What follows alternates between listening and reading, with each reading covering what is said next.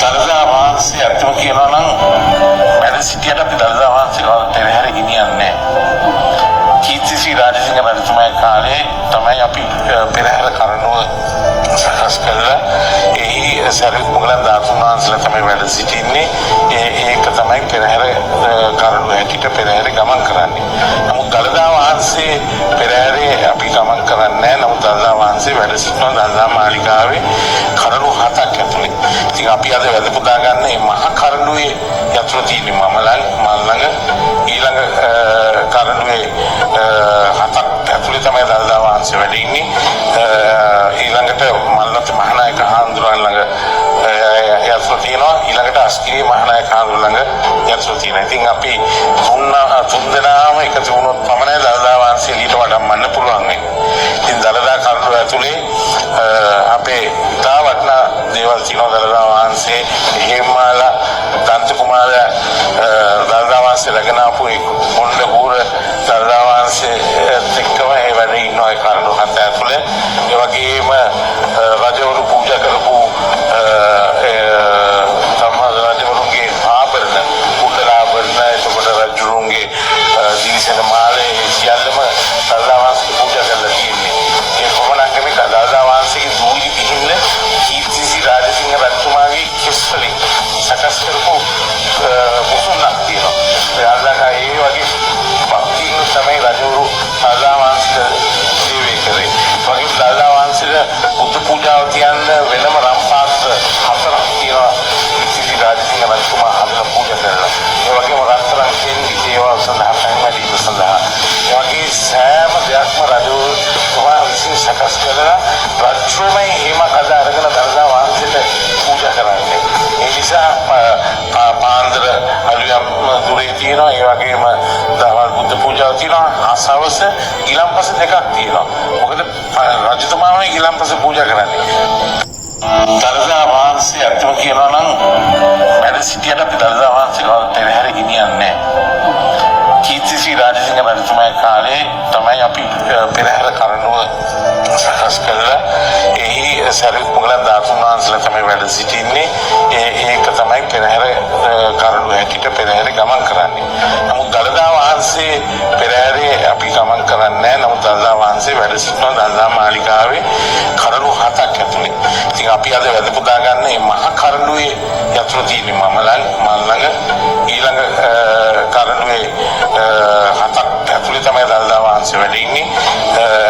ඊළඟට මල්ලත් මහානායක හාමුදුරුවන් ළඟ යතුරු තියෙනවා. ඊළඟට අස්කිරිය මහානායක හාමුදුරුවන් ළඟ යතුරු තියෙනවා. ඉතින් අපි තුන් දෙනාම එකතු වුණොත් පමණයි දළදා වහන්සේ ඊට වඩම්මන්න පුළුවන් වෙන්නේ.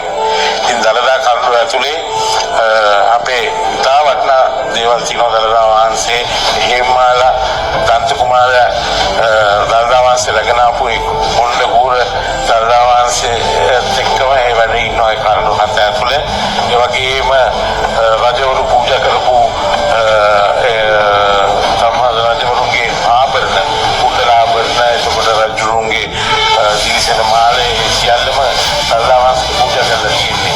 ඒ කොමනක් මේ දළදා වහන්සේගේ දූලි පිහින්න කීර්තිශ්‍රී රාජසිංහ රජතුමාගේ කෙස්වලින් සකස් කරපු මුසුන්නක් තියෙනවා.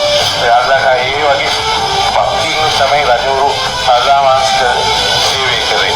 වගේ දළදා වහන්සේට බුදු පූජාව තියන්න වෙනම රම්පාත් 4ක් තියෙනවා. කීර්තිශ්‍රී රාජසිංහ රජතුමා හදලා පූජා කරලා. ඒ වගේම රත්තරන් කෙන්ඩි දේවල් සඳහා පැන්වැඩීම සඳහා.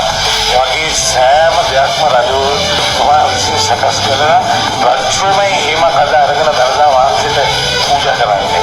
ඒ නිසා පාන්දර අලුයම් දුරේ තියෙනවා. ඒ වගේම දවල් බුද්ධ පූජාව තියෙනවා. ආසවස ගිලම්පස දෙකක් තියෙනවා. මොකද රජතුමාමයි ගිලම්පස පූජා කරන්නේ. දළදා වහන්සේ අත්ම කියනවා නම් වැඩ සිටියට අපි දළදා වහන්සේ පෙරහැර ගෙනියන්නේ නැහැ. කීර්තිශ්‍රී රාජසිංහ රජතුමාගේ කාලේ තමයි අපි පෙරහැර කරනුව සකස් කළා. එහි සරියුත් මුගලන් ධාතුන් වහන්සේලා තමයි වැඩ සිටින්නේ. ඒක තමයි පෙරහැර කරනුව හැටියට පෙරහැර ගමන් කරන්නේ.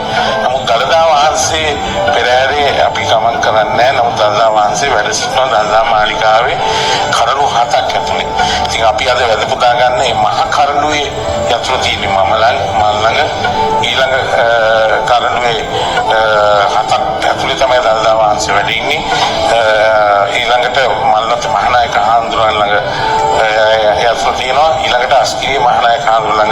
යතු තියෙනවා. ඉතින් අපි තුන් දෙනාම එකතු වුණොත් පමණයි දළදා වහන්සේ ඊට වඩම්මන්න පුළුවන් වෙන්නේ.